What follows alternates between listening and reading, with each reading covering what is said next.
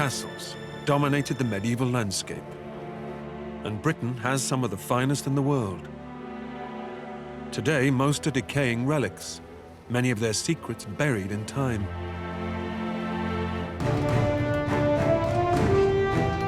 Now, historian Ruth Goodman and archaeologists Tom Pinfold and Peter Ginn are turning the clock back to relearn the secrets of the medieval castle builders.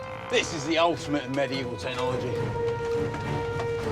The origin of our castles is distinctly French, introduced to Britain at the time of the Norman conquest of 1066. 3, 2, 1, tirez! Here in the Burgundy region of France is Guédelon Castle, the world's biggest archaeological experiment. A 25-year project to build a castle from scratch, using the same tools, techniques, and materials available in the 13th century. It's a lot of hard work at the coalface, because this is industry. For the next 6 months, Ruth, Peter, and Tom will experience the daily rigors of medieval construction. Drop down. Yeah. Yep. And everyday life. It's looking really good, you know. How workers dressed and ate. You can really smell your food, Ruth. And the art of combat. This is the story of how to build a medieval castle.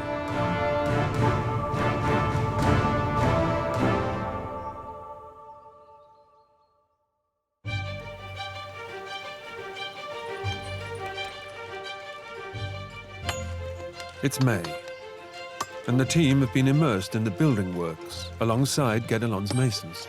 Perfect. Again! Tirez! They've learned how the castle was defended in times of war.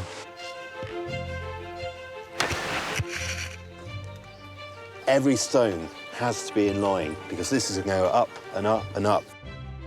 Now the team discover the surprisingly colourful world of 13th century castle interiors. And much of the material they work with will come straight from the ground. Some of the stuff in here is ochre. J'ai en train de changer de couleur. From paint to brighten the rooms, It's hot. Look at the difference on my fingers. to turning mud into floor tiles. Can you imagine living in a world with no electric lights? And they'll be rediscovering an ancient art in a midnight firing at the kiln.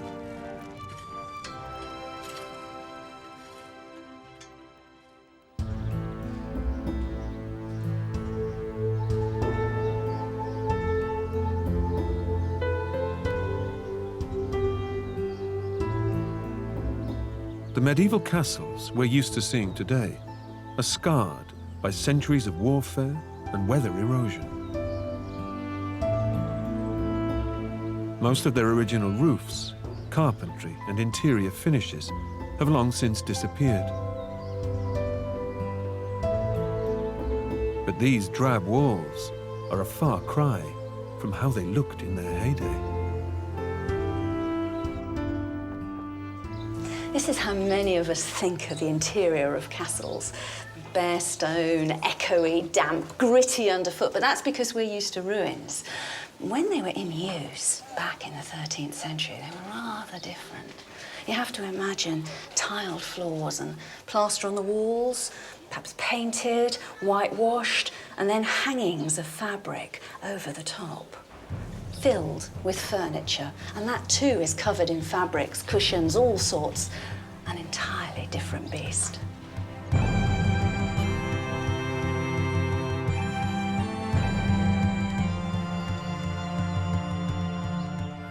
To strive for accuracy, the Guédelon project has adopted a specific historical time frame to work to.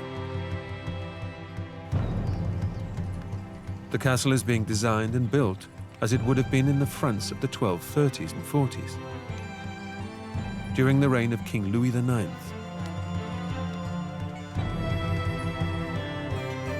The region of Puisay in Burgundy was governed by one Jean de Toucy, a vassal to the king. In turn, de Toucy was the overlord of several other lower-ranking noblemen. And it was one of these lesser nobles who would have commissioned a castle like the one being built here at Guédelon today.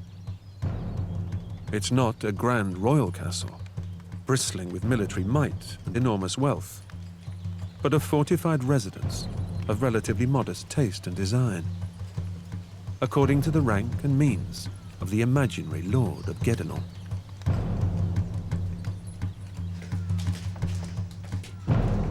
The team, along with site administrator Sarah Preston, are exploring some of the key rooms and quarters within the castle to find out how the interiors are being dressed.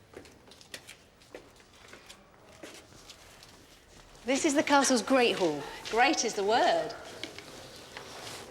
So this is very much the hub of castle life. It's a dining hall, it's a banqueting, feasting hall. I mean, this room is a statement of power and prestige, isn't it? Absolutely, which is why it's important to bear in mind, of course, once it's finished, we won't have these bare stone walls. The Great Hall was the political and business hub of castle life. This was where the lord held court, receiving his tenants and listening to their concerns and grievances. With many of the social rituals of the day being held here, it was important for the interior design to show off his wealth and status to invited guests. Over the next few years, the Great Hall at Guédelon and the Great Tower adjacent to it will be dressed in the style of a 13th century lord and his lady.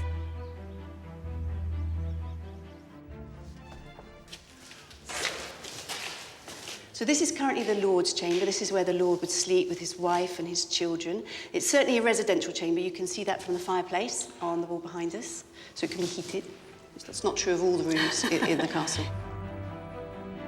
The stone walls are rough, uneven and drafty, but they would have been dressed and painted. Peter and Tom are going to be painting and tiling some of the castle's indoor spaces, while Ruth makes paint. So this is the storeroom. But first, Sarah takes her to the already decorated kitchen under the Great Hall. But eventually it will have a render applied and then a lime wash to make it much whiter and brighter. Come and have a look. Oh, I see what you mean. I mean, that's real darkness into light, isn't it? It makes such a difference. People aren't used to necessarily seeing the inside of castle walls rendered and lime washed, but it's made such a difference to the people who actually work in the kitchen because it's like Seems sort of bounce off, turning doesn't on it? an electric light, absolutely. And I guess in terms of hygiene, it would have made a difference Oh as yeah, well. definitely, really. It sort of kills anything that might be there and stops bugs getting into all the cracks and things. So you start with a really sterile surface, repaint it if you don't, whenever you need to. I mean, obviously, so far we haven't had the time to render the inside of all the rooms.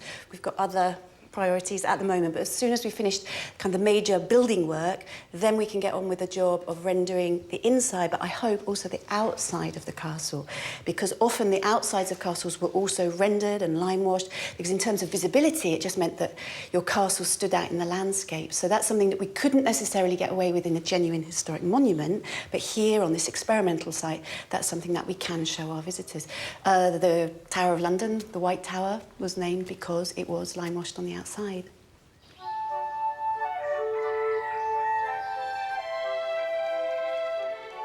The tower nearest the quarry, known as the Quarry Tower, would have been a guard room or shooting gallery. Even this would have been brightly decorated. The boys have been tasked by stonemason Fabrice Mangot with rendering the interior wall with lime mortar, the medieval equivalent of plaster.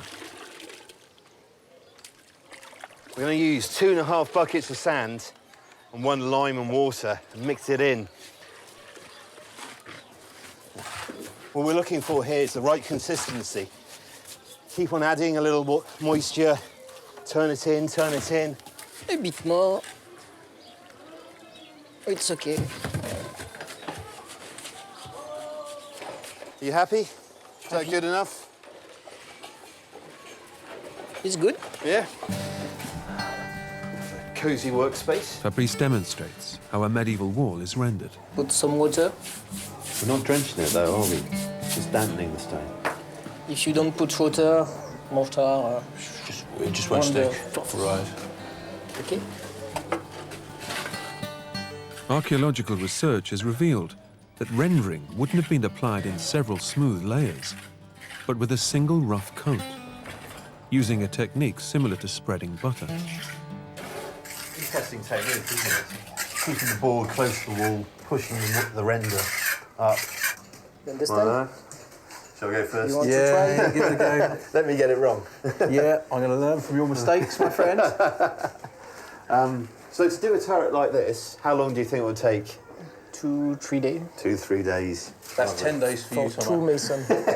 At least 10 days for me. Good luck. We'll need it. See you later. As the lime mortar is relatively porous, it will draw out any dampness in the wall, and so help to preserve the masonry underneath. It's interesting, isn't it, that we're only putting on one coat, that butter coat. But this is an established practice, isn't it? You always think when you go to the ruined castles in the UK or around Europe, these bare walls are what they were looking at. However, not the case. It was a prestige thing to get a layer of render up, decorate it. Yeah, I mean, castles, majority of castles, they are just ruins, aren't they? You're coming to them very long after their lives.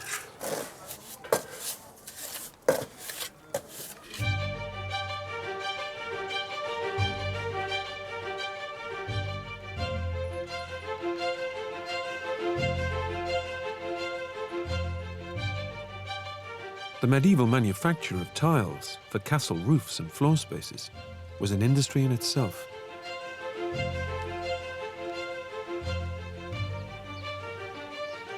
So far, at Guédelon, 28,000 tiles have been created for the roof of the Great Hall building alone, a job which took 4 years to achieve. It's estimated that a total of 80,000 tiles will be needed to cover the roofs of the castle in its entirety. But as the 4 towers around the curtain wall are still under construction, tile production has now shifted from roof tiles to floor tiles. And Tom is about to discover just how laborious the process is to make just one tile. Just breaking up some of this clay. We're going to use it for our tiles. Obviously not in this state. We actually need to get a lot of these impurities out. But some of the stuff in here is ochre. And ochre can actually be turned into paint. So I'm going to separate some of that out. But now, just stack up on this clay, get it back to the Tuileries or the tile makers. In the 11th century, many hamlets and villages in France specialized in tile production to meet increasing demand from the local nobility. And as the medieval tile trade grew, so did the strict regulations it was governed by, designed to standardize production. Oh, that's the thing about clay, isn't it? It's not easy to work. You feel all the muscles getting involved. You take some there. In 1280, a decree from Toulouse stipulated that good tiles may only be made from well-pugged clay, well trampled underfoot, and not over-dry. It feels nice, though. Is this good for the hands, good for the skin? Very nice for the skin, yeah. Some people are paying for this. Lucky us. I've always wanted soft hands. Tom and tilemaker Émeric Guyot are now removing any twigs and stones and making the clay homogeneous and malleable. Ah, so this hard lump here, this could be ochre. Yes. The ochre pigments contain colourful iron oxides and are set aside to be used for making paint.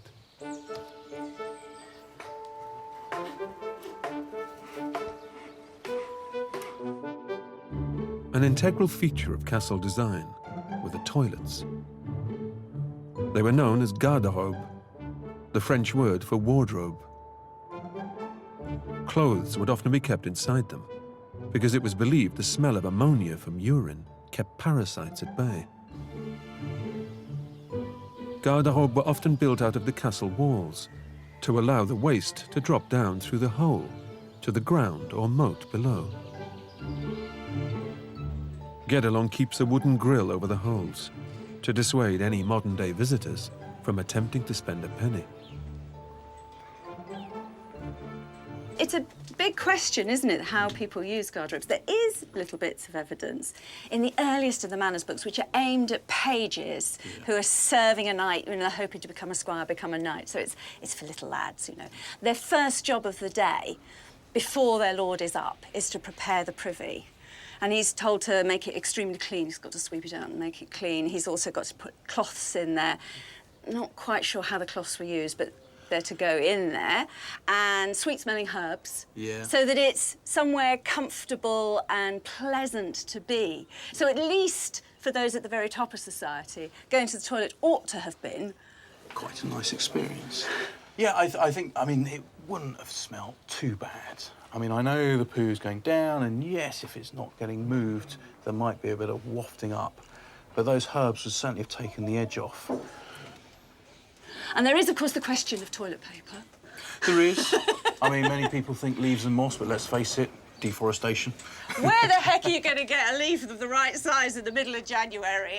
Honestly. And then you think, well, moss, but you'd have to have moss plantations, wouldn't you, to keep a big community going? It gets very, very dry in summer. So, there's nothing to say that people didn't use. You know as well as I do that archaeologically all sorts of things turn up in cesspits.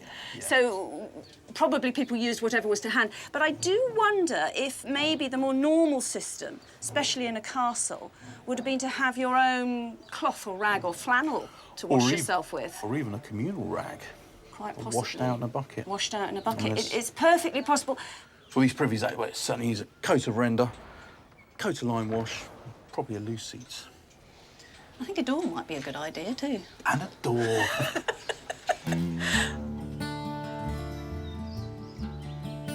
So you have to take some, this thing is, grease is dripping. You have to take it on your finger like this, and that's for cake. You put it inside. Just work that around. And that's to actually lubricate the side of the template, is it? Yes. So the tile will come out easily at the end. So I like to start with hand because you can feel all the corners. It's very important to have good corners in a tile. If not, the masons are really not satisfied to work. It's very hard for them. We don't want to upset the masons. No, don't do that. So you can use this as well. Right. When you think the corners are okay, you can just finish with... Right, so... But you're not just hitting it, are you? Sort of looks like you're rolling a bit there. Yeah, a little bit. If you do it like this, right, okay. You see. So okay. It's almost like you're twisting it off as you make contact. That's what's happening with you. With me, it's kind of in between, I think. New tool. New tool. You use this one like this and try to get something very flat.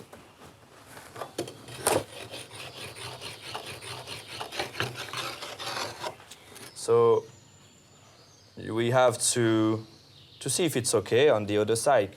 When there's a problem, it's always with the corners, always something with the corners. Okay, so we have to check the corners. Okay, my corners are good. What do you think? This is perfect. Oh, yeah? Very good. Yes, yes. Masons will be happy. Okay, you put it there, and you do like this. With the grease poke, normally it is going. But you have to sign with the name of this place. And basically, that's like quality control. Yes. And if we've done once, we've got another 69 to do. Yes. Go back to work.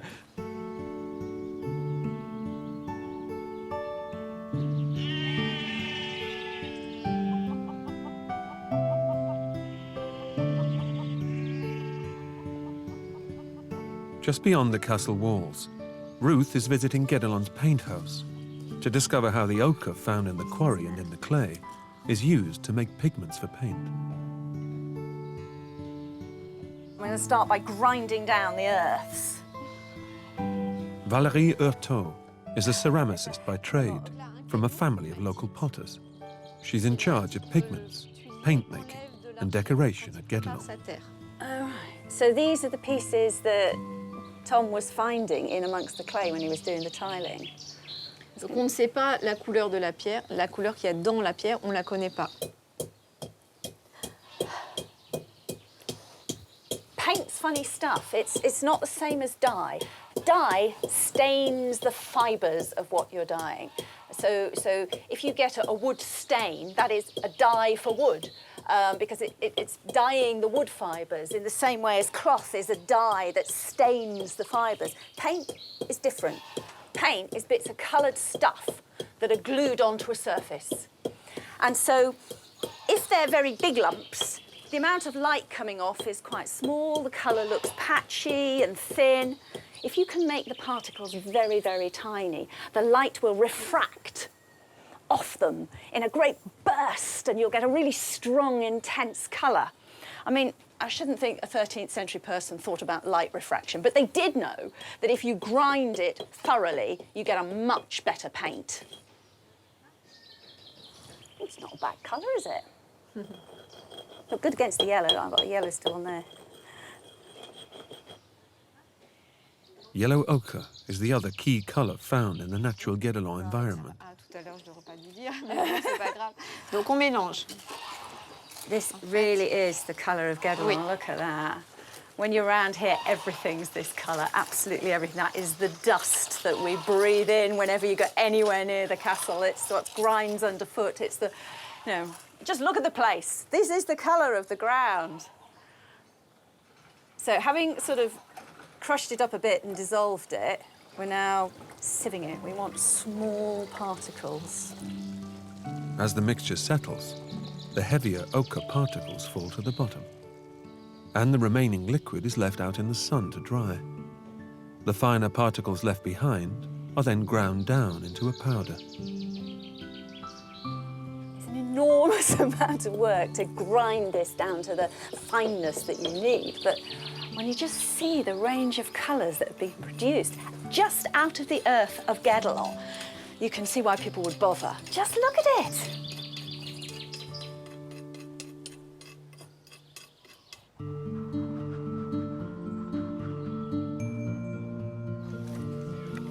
Out in the castle courtyard, Peter and Philippe Delage, known to his fellow craftspeople as Gandalf, are mixing limewash, made with 1 part lime and 1 part water. What is that in French, limewash? Lait de chaux. Lait de chaux? Oh, milk of lime. How can you tell it's good consistency? There's more on the Oh, it's really good. Is that's good? Yeah, that's good. Oh, should be enough. Yeah. I'll grab that bucket. Yes. Come on. Up the tower. Peter heads towards the Lord and Lady's bedchamber in the Great Tower to brighten things up in the garderobe.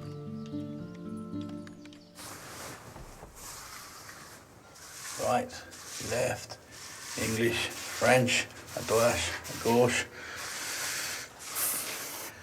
And then it's down, down, down. And it just gives a beautiful, beautiful texture.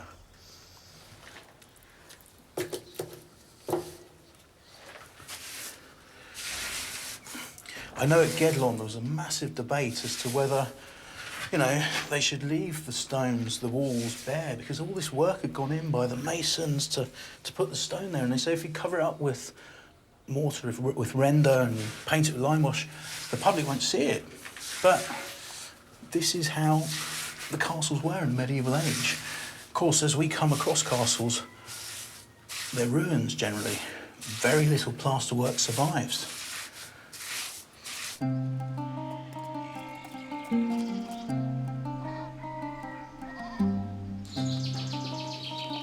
Ruth and Valerie experiment with a bit of 13th century chemistry. So this is the local yellow ochre earth. Oui, oui. And we're cooking it Parce qu'il va devenir rouge. because we're trying to turn it red. Oui. It's quite exciting, isn't it, that this just comes out of the ground all yellow and you can get this range of colours. Là, il est déjà Il est déjà en train de changer de couleur Oh, sur le bord. Yes, you're right. I can see. There, where it's hot. Look at the difference on my fingers. Yellow ochre is a hydrated iron oxide, known as limonite. As it's heated over the fire, some of the limonite turns into hematite, turning the ochre into rich, darker shades, such as burnt sienna and burnt umber. Pigments like this are really ancient.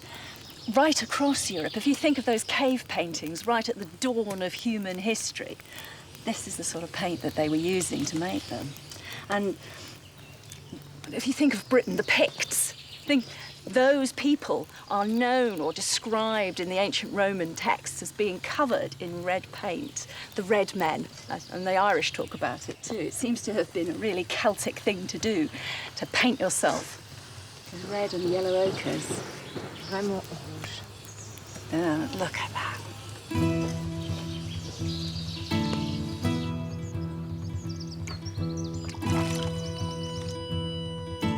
Just beyond the castle walls at Guédelon, the earthen kiln used for the firing of tiles is lined with bricks. Kilns were often owned by the local lord, who of course charged his tenants for using them. In the 13th century, regulations governing the work of local tilers in and around Toulouse specified not only the consistency and dimensions of the tiles themselves, but also the size of the kilns used, and the number of tiles permitted to be fired in any one firing. Guédelon fires 4,000 tiles at a time. Bruno Feval is the chief tile maker at Guédelon, and he and his team have presided over 15 experimental firings during the past 9 years. Each firing has enabled them to improve and finesse their techniques.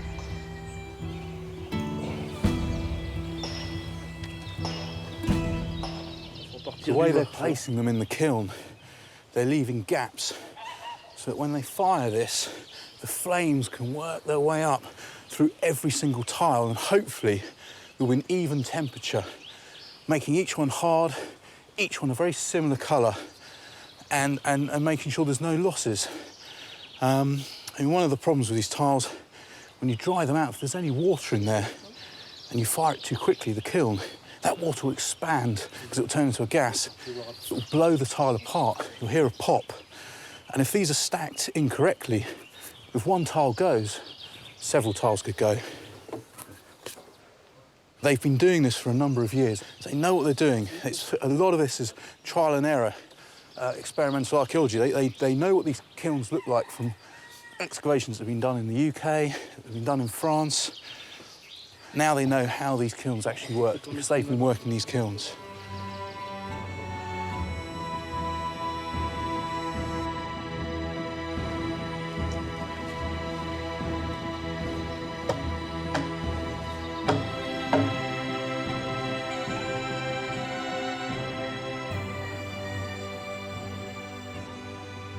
Out in the peace and quiet of the forest, Ruth is making an essential tool for applying her medieval paint. So if I'm actually going to be able to paint anything that looks like something, I'm going to need a decent brush to do it with. So I went and found some badger hair. Well, I'll be honest, there was some roadkill, so I shaved it. I know it sounds a bit of a weird thing to do. So I shaved it as close to the skin as I possibly could in order to keep the hairs all as they grow naturally in order. So when I sort of grab a little tuft of it here, if I sort of try and separate a bit out. And what I want are these long, straight hairs that are what helps a badger shed water. The hair is designed to move water, which is why it makes such great brushes. I'm going to glue those hairs in place so they don't move during the next bit of the process. The glue Ruth is using is gum arabic, hardened sap from the acacia tree, mixed with 4 parts water. Gum arabic, of course, is water-soluble, so I'll be able to just wash it out of the brush at the end. And can you see how that's coming together now as a point? That's exactly what I want it to do as a finished brush. If you look at a modern paintbrush, there's a sort of metal bit between the hairs and the stick.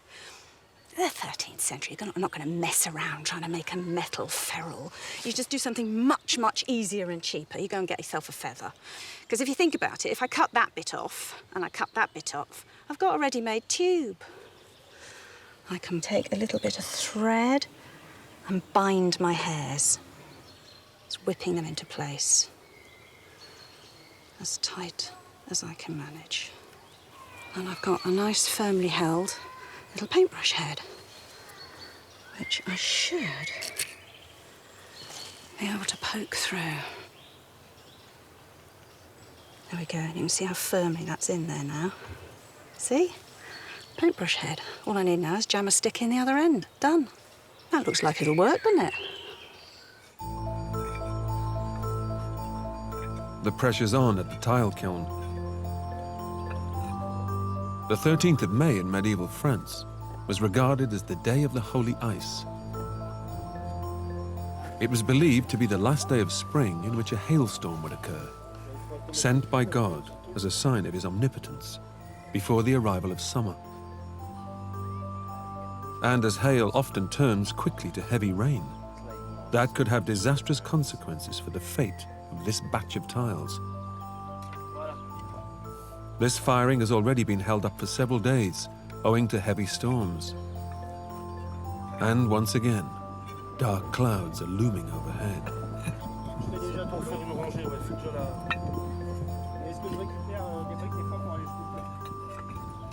The rain is coming, and we've just got to get this finished, because if these tiles get wet, it'll be a serious problem. Not only can it affect their ability to fire, essentially they may explode if the water gets in there. It'll also take an awful lot more fuel to dry this kiln out and then get it up to temperature. Medieval tile makers would probably have used mud, earth or wooden boards to weatherproof the tops of their kilns. But for reasons of practicality and efficiency, Guédelon relies on sheets of 21st century corrugated iron. There isn't a moment to lose. Here it comes, the holy ice. The hail. The last time of the year you'll get hail, and almost as if on cue. As feared, the hail quickly turns into a downpour. The kiln will remain covered for several days to allow the soil around it and the wood required for firing time to thoroughly dry out. Only once Bruno has assessed that the ground and climate conditions are optimum will the firing finally take place. Good work, Peter, good work. And at this rate, it may have to be postponed for several more days yet. Glad I've got a poncho, Tomo.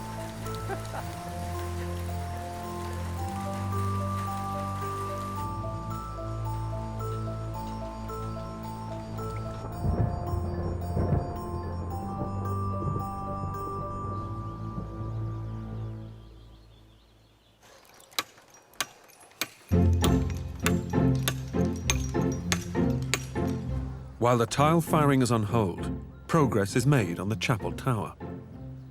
The guard room within the lower floor is undergoing a colourful transformation.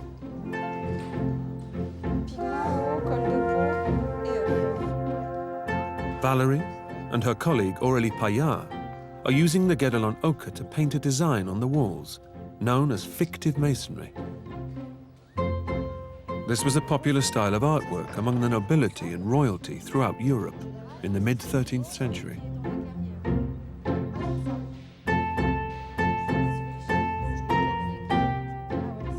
It was a less expensive way to create the illusion of the walls having been constructed from expensive white limestone. By lime-washing the cheaper sandstone white, and then overpainting this with a colourful fake stonework pattern, a look of grandeur and of wealth was created. Transformation of this room is incredible, isn't it? Yeah, to think it goes from bare stone to render to limewash to this. I mean, this is prestige, isn't it? In 1240, the Queen of England had something very similar in her bedchambers with the addition of flowers. But yeah, brightens the room, doesn't it? It's like visual, it's impressive. Yeah. And these fake joints made out of this ochre paint give the impression of highly cut stone. Exactly. It's like you are replicating what's beneath it, but in a very stylish way, in a way that actually says to people coming here to visit, this is what I'm worth, I've got money, I can make this happen. The ochre pigments would be mixed with a glue binder made from egg, or sometimes rabbit skin, to make the paint. I'm not sure if my lines are dark enough. Uh-oh. I think I top-loaded my brush a little bit too much there. It hasn't run. That's the danger, isn't it? Too much pigment on your brush. Yeah, do you want to touch up that bit there, and then I'll nip in there?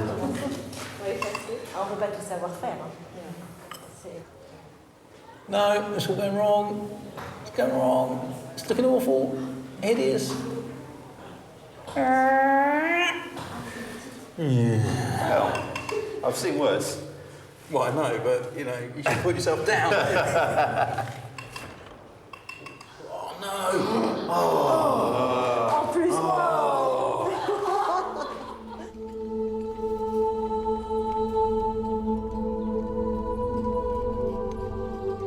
Every aspect of Guédelon's design is planned by a scientific committee of experts. They work closely with the staff so that every feature is based on authentic primary sources of historical evidence. And just a few miles away, in the village of Moutier, is a key example of that evidence. The Church of St. Peter, built around the year 1000. The Church of the Middle Ages was a huge and wealthy landowner, which exerted a powerful influence over people's lives. And the interiors of its buildings often set a benchmark for the tastes and trends of the era.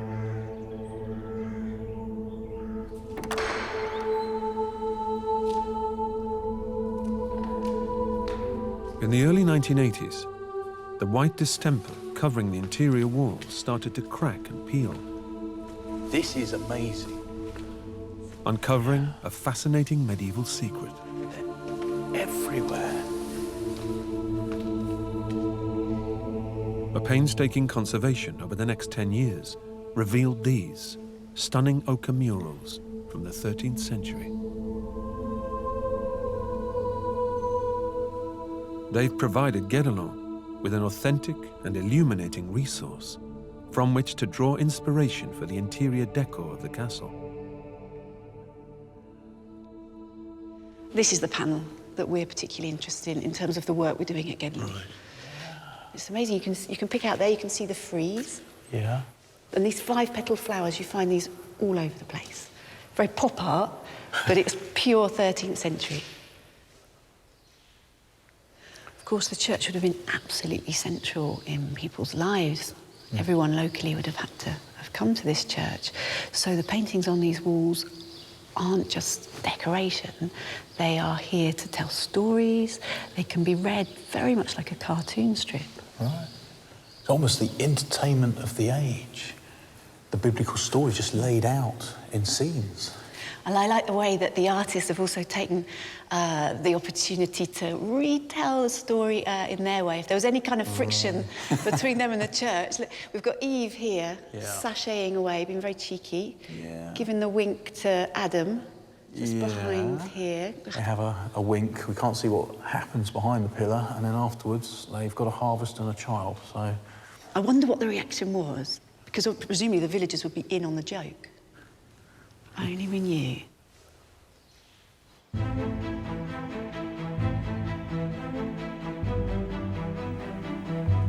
Ruth is applying some of the techniques discovered at the Church of St. Peter to the bedchamber, which would have been used to provide hospitality to the Lord and Lady's most distinguished guests.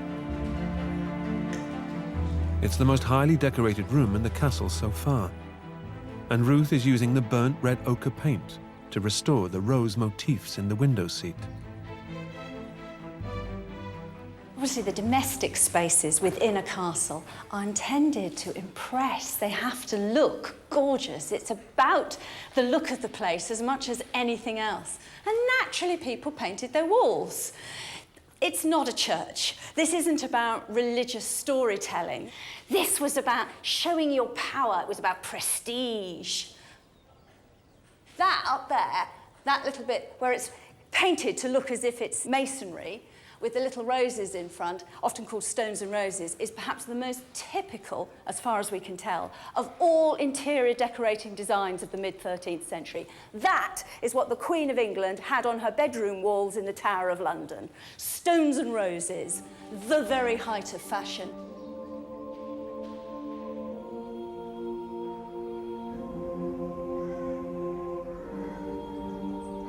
Back at the Church of St. Peter in Moutier, Sarah explains how the paintings on these walls have informed the way in which Guédelon's interiors are decorated.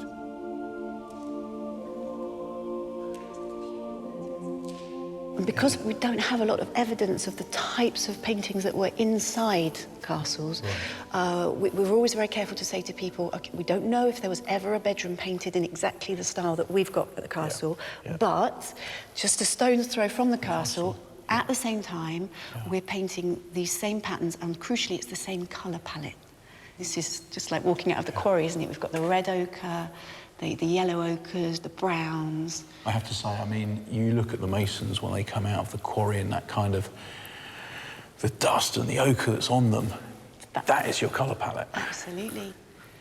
No, everything's there. So if we wanted to paint in this area with blues or greens, we'd have to buy those pigments in from further afield, and they would have been more costly. And it's interesting to see that in a church, the decision has obviously been taken not to have too much blue or green. They've used the materials that were available locally. Artwork like this just doesn't really survive in castles. Castles are generally ruins, but churches, they're such an important historical reference. No, that was certainly a challenge for us, in that we were aware that there are very few models of the types of paintings that there would have been inside castles at this time. It was a very deliberate decision not to use the human figures, because obviously these are depicting biblical stories. So we stuck very much with the flowers, the trees, the geometric shapes.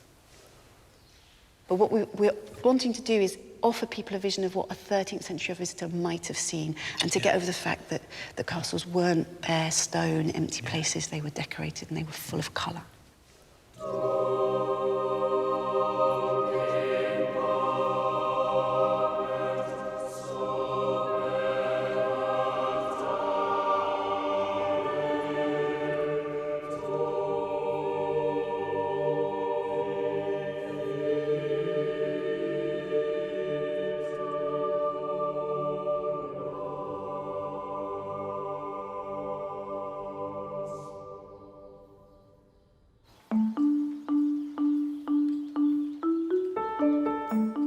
Another area of the castle, which is the result of intense research into 13th century architecture, is the chapel.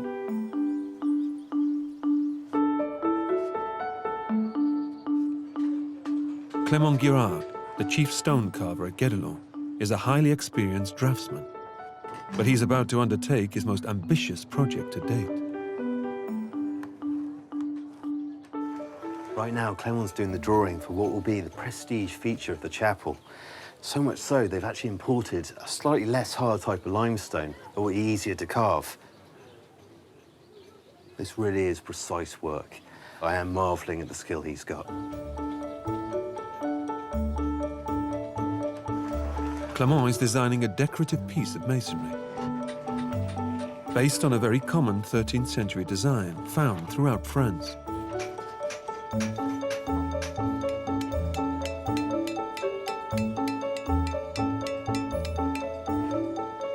It's a niche for the chapel wall, with a trefoil-shaped head, which will sit upon pillars, rising from two small basins called piscines.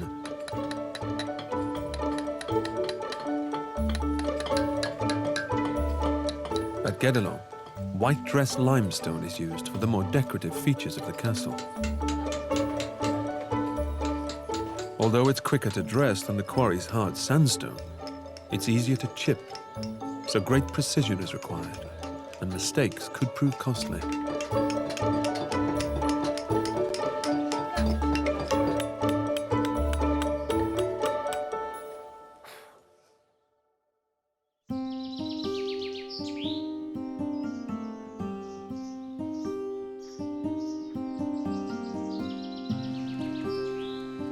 Finally, it's the morning of the long-awaited firing of the kiln.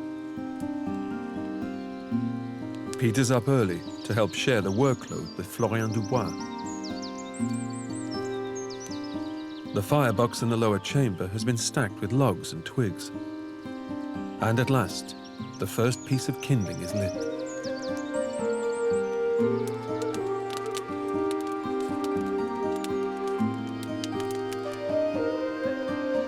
Within seconds, clouds of wood smoke are billowing out at the top of the firing chamber.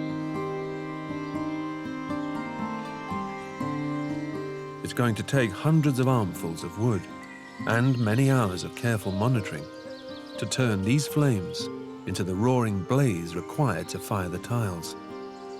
A long, hot, and exhausting day lies ahead.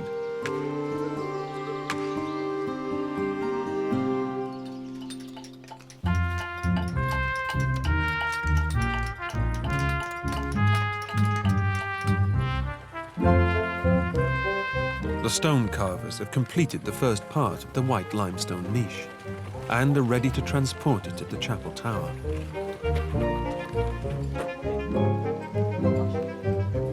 The hoisting of the stone requires care and attention. The Lord, and all of those working for him, would have set great store by this sacred work of art.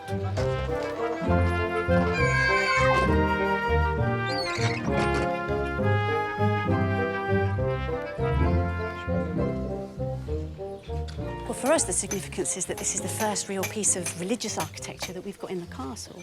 This is the only sacred space within the castle.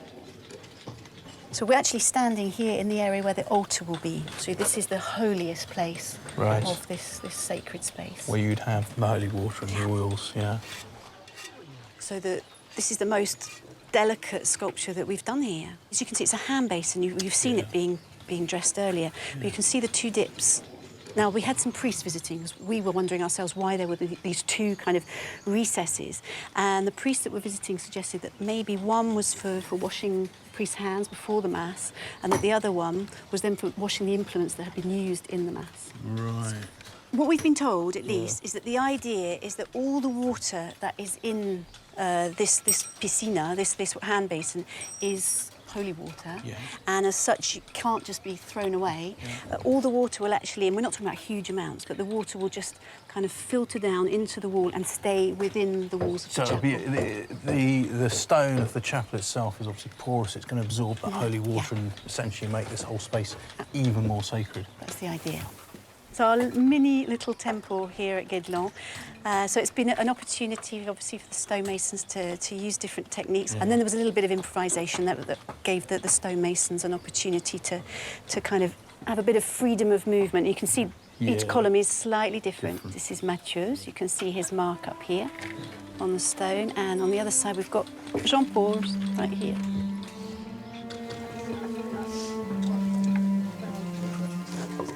The mason's marks on dressed stones are a permanent reminder of the ancient skills and techniques of the medieval masons. Each one presents us with a unique signature of the craftsman who carved a particular piece.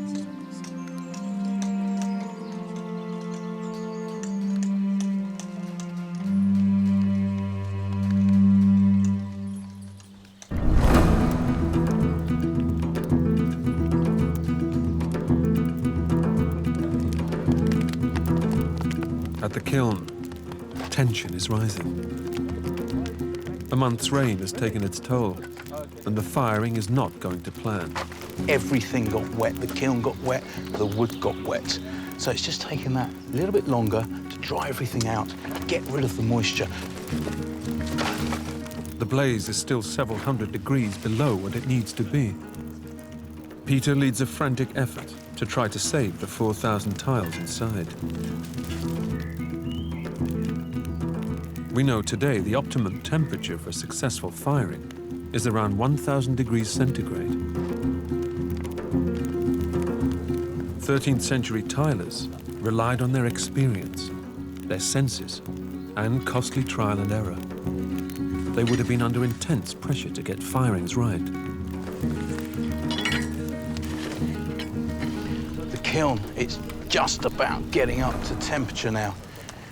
It's ready to really feed up, and pretty soon those tiles will be getting close to firing. But it does mean it's going to be a longer day. I mean, the sun is setting in the sky. We're going to go late into the night. A tiler's trade depended on the local nobility's trust in the reliability of his product. And the strict laws governing the standards of production were rigidly enforced. Tiles must be correctly stacked. The temperature must not be too high or too low. The heat must be distributed evenly throughout the kiln.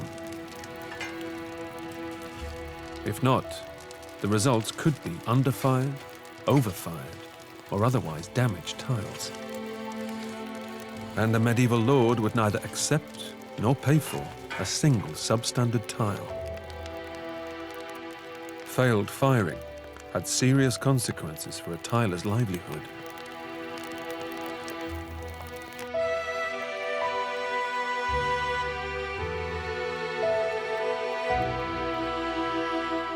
As darkness falls, Peter and the team finally succeed in getting the temperature up to 1000 degrees centigrade.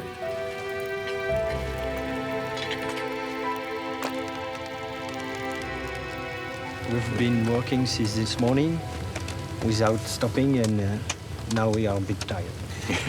It was hard, but now it's at a good temperature. Right.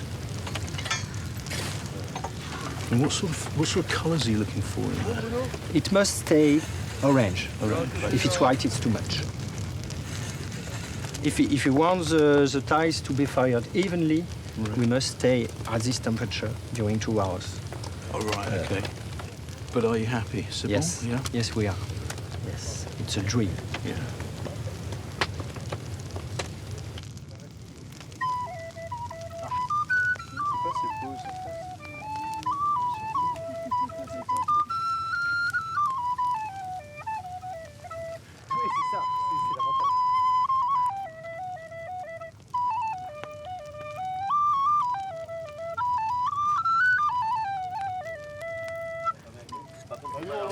Can you imagine living in a world with no electric lights? I mean, tonight we have the stars, we have the moon, and we have the tile kiln. 4,000 tiles. They're just about to block this up with wood, and they're going to seal it in. It's a lot of hard work at the coalface, because this is industry. Could you imagine what it must have been like to see a castle being built of stone, surrounded by these kilns that were firing flames into that night sky? But sat back here, thinking about perhaps the hell down there, and the heavens up there, and your tiles currently in purgatory. Which way are they going to go? Have you been good? Will they be used in that castle? Who knows?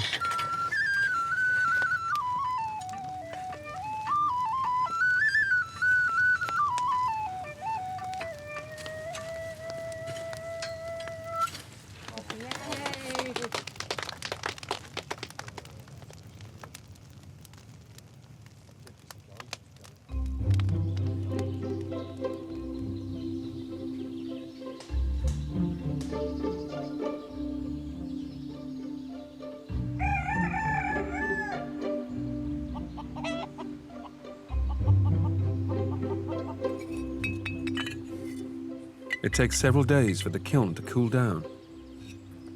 Peter's helping to unload the tiles and examine the results.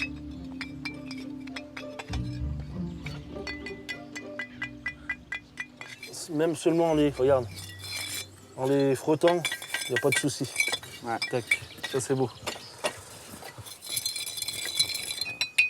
You can hear this? Yeah, I It's can hear really like this sound is perfect for us. that ringing sound is what you're looking for. Hey, perfect sounds. Ah, it's a good sound. So, Why are you guys spitting on the tiles? to see to see if it's cooked, because sometimes the sound is not enough. Right. The sound can be at the middle. We don't know if it's raw or cooked, so we can spit on it, and if the saliva stays there, it's cooked. If it's going inside the tile, it's not. Every single tile coming out of this kiln, you're quality controlling them. You're listening to sound. Yes. If you're unsure, you spit on it. If it goes in, Yeah. We it's can't undercooked. spit on everyone. 4,000. We don't have. But what happens if they overcook? We have an example. So it was not for this firing. It was for one before. Yeah. When overcooked, it's going like that. So we have this bubble of gas inside, and the bubble is going bigger, and the tile will burst with time. But this is good quality, handmade.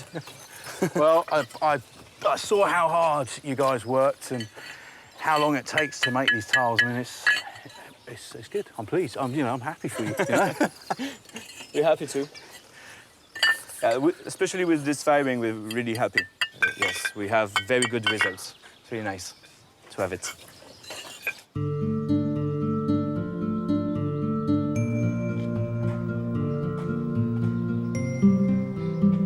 The fired tiles are now used to floor the fully rendered and lime-washed quarry tower.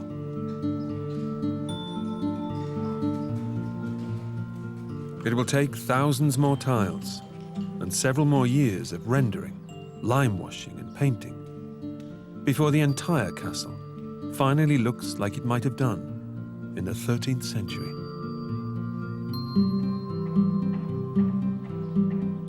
This is really starting to look like a finished castle, isn't it? You know, with the tiles and the walls all plastered and painted. It's starting to get that feel of a living space. I'll be honest, I did not appreciate how much work and effort it would take to get this stage actually happening. You know, clay for the tiles, finding the paints. But when you see it, it's unbelievable. And I really can't wait. I know it's a long time in the future yet, but for the furniture and the furnishings, for the textiles to finally arrive. Well, it emphasises that it's actually a living space and not just a defensive building, doesn't it? And moments like this, you look at this, you know, yes, I could actually sit here and relax. Yeah. It's not all about warfare when it comes to castles. Yeah. This is an entertaining space. Next to the Great Hall, you can bring your more select guests in here to wine them and dine them, and perhaps a guest bed in here, and everybody else sleeping around on mats. You can get the feel for that sort of convivial way of life. I have to say, though, the medieval period is far more colourful than I thought it was.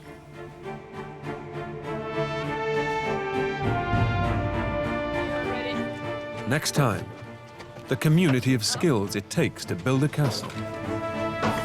From the blacksmith transforming metal to the never-ending need for wood. Plus, making a medieval water mill. Wow.